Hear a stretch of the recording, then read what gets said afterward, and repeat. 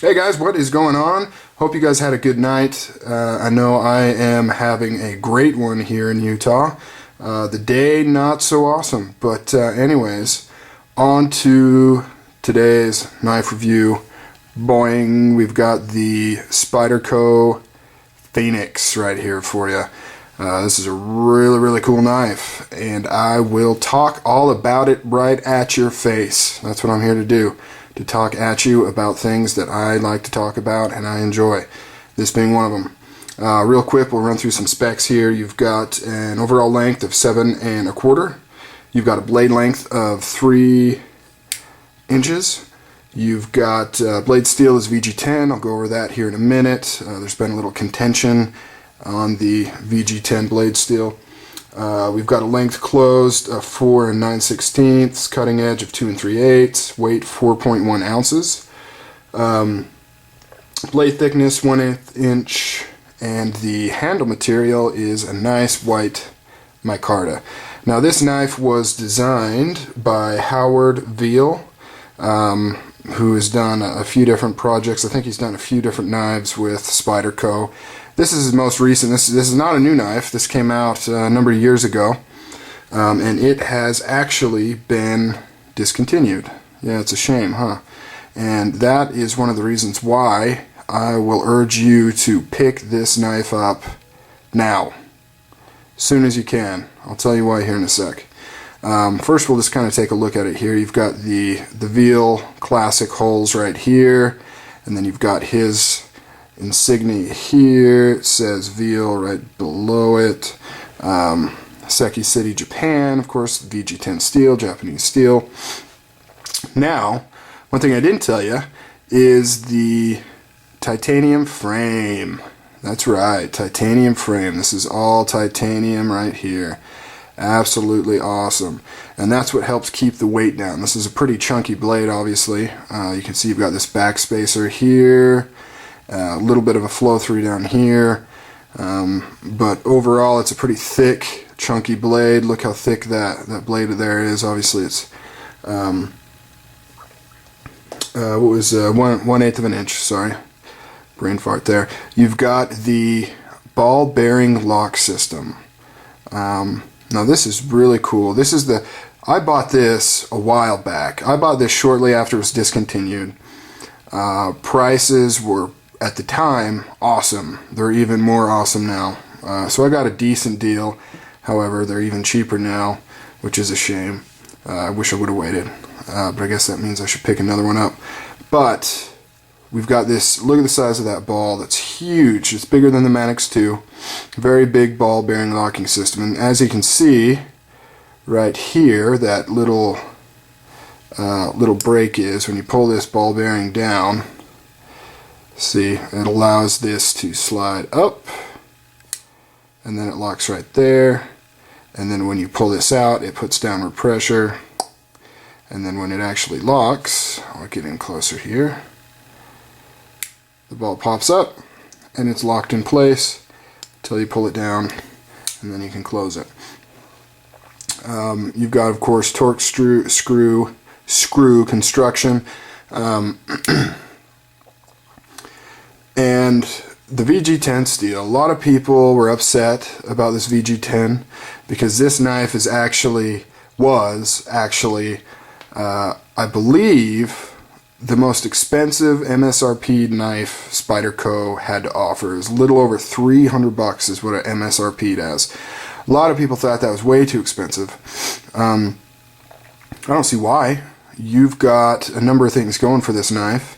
Of course, you got awesome design with a designer attached to it. Whenever you take a designer and have them do a collaboration with your company, you know, it's going to boost up the price. And this is no exception. This is a very unique Spyderco. In fact, this is probably the most unique Spyderco I've ever seen. It doesn't even look like a Spyderco knife. If it wasn't for this hole right here, you probably would have no idea that this is a Spyderco knife. Well, and obviously the logo. But anyway, so you attach a well-known and respected designer to it. You add titanium to it, which is an expensive metal, which is not only expensive in and of itself, It's also difficult to work with, which of course increases the manufacturing costs. You add all that together with the precision and extreme craftsmanship of this knife, of course it's going to be $300. That's MSRP. You know, nobody was actually paying that much for it. It was probably, I think, going for like $250, $260, something like that, which there are Spyderco knives right now going for that price. For instance, the Rock Lobster. I don't think it's quite that much, but it also doesn't have all these features. The Rock Lobster is just your, you know, I mean, it has a designer attached to it,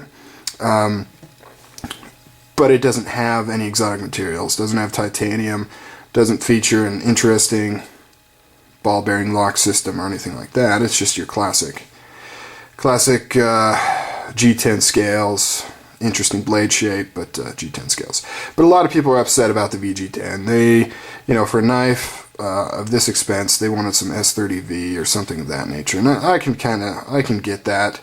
Why they went with VG10, which is kind of Spyderco's upper line's basic metal, I guess, if that makes sense.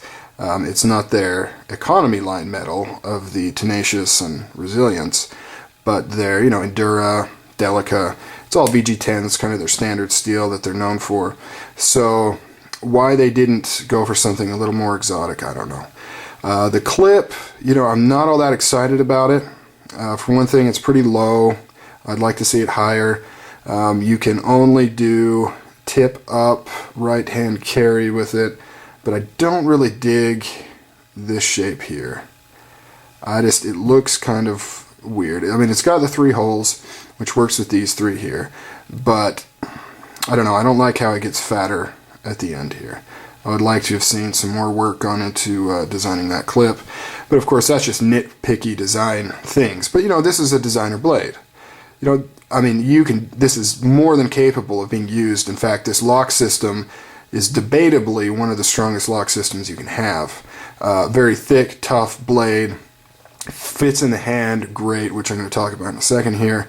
But really, I mean, when you see this, it just screams, you know, collector's type beautiful deal. So that's why I'm talking about some of these aesthetic type features of it, as opposed to simply, you know, use utilitarian needs. Even though it fulfills both with shining stars or flying colors or you know, whatever the hell. Now on to the grip. The best way to describe when you put this in your hand, I think, if really, you need to close your eyes. Close your eyes, kind of drift away, and imagine meeting some sort of wizard. Meeting a wizard, probably has a big purple hat with stars on it. You know, of course he's got a stick, a magic spell casting stick. And you were to tell this wizard to turn your hands into 2 thick pieces of homemade toast. Then take this toast, fresh after being transformed, so it's nice and warm. Take a pad of butter and just let it melt down your hands. That's basically, in a nutshell, what this feels like. You've got kind of this choil here, which would normally be a choil. I mean, it is a choil. However, it's got another choil that goes into the ricasso, so that you really actually choke up right on this blade. And it just fills your hands with all kinds of love and joy, and just is indescribable. I mean, it may sound dumb, but it just feels great. And there is absolutely no traction on this knife, and it is absolutely not necessary. When you have choils like this, I mean, look at that. You are just locked the F in on this knife. There's no way it's coming out of your hands. So really, you just got to feel it to believe it. So I think I've pretty much covered all the reasons why this knife is awesome. Now I'm going to talk about the cons of this knife, namely the con, aka the big question mark that's in my mind. If you can kind of see in there, can you see those washers? Yeah, look at that, look at those nice Teflon washers. What the... You gotta be kidding me. A knife MSRPing for $300 and you have Teflon washers in there? That just boggles my mind. If somebody can explain to me and say, oh, hey, that's not Teflon, that's a space-age brand new material that lasts twice as long and is twice as, I don't know, anti-friction as bronze phosphorus, then let me know. Or if you know some other reason other than, what the hell, you know, I mean, their freaking economy line knives have bronze phosphorus washers in there. I mean, it opens just fine, but actually, I don't know, I'm having a little bit of trouble. It seems like it used to glide open a lot easier, but it would only open better and smoother if it had better washers in it. I don't get that. It blows my mind. And really, that's the only actual con of this knife. I mentioned the pocket clip not being as pretty as I'd like, but as far as actual cons, that's a pretty big one. That's very interesting. And of course, you can always take it apart and put in your own. I'm not sure the difficulty level when you're dealing with a ball bearing lock like that. I can't imagine it being too extremely difficult, but it would suck to get this thing apart and not be able to put it back together.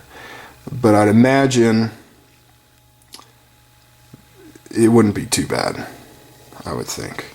So that's really the only con. So on the con side, we have the supposed Teflon washers. I don't know what else they'd be. They're white, seemingly plastic washers. I don't know of any other washers that are made out of a good material that looks like that.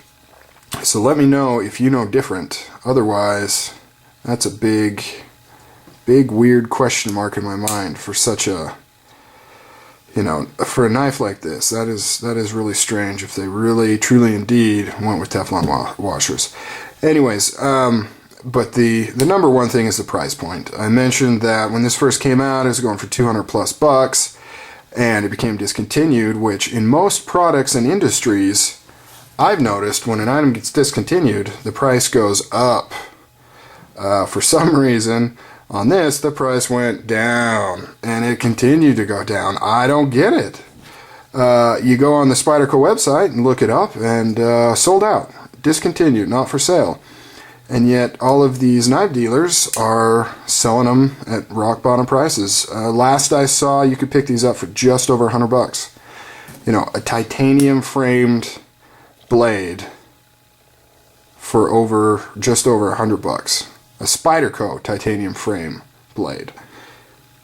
A Howard Viele Spyderco titanium framed blade with a ball bearing locking system, awesome white micarta scales, and a cool chunky VG10 blade. You gotta be kidding me. I mean, that's just a killer deal. I have a bad habit of wanting to buy multiple knives when I find one that's either A, totally awesome, or B, an awesome deal, and when they both come together, it makes me want to get another one, even though I don't need another one, so I'm not going to get another one. But it is a really, really cool knife. You should check it out. Pick one up now before they're all gone. I can only imagine that once all of these stores have actually sold out of them, the price is going to go back up. I don't know. The price thing has already thrown me for a loop, so maybe not. But check it out. Spyderco Phoenix. Pick it up. Later.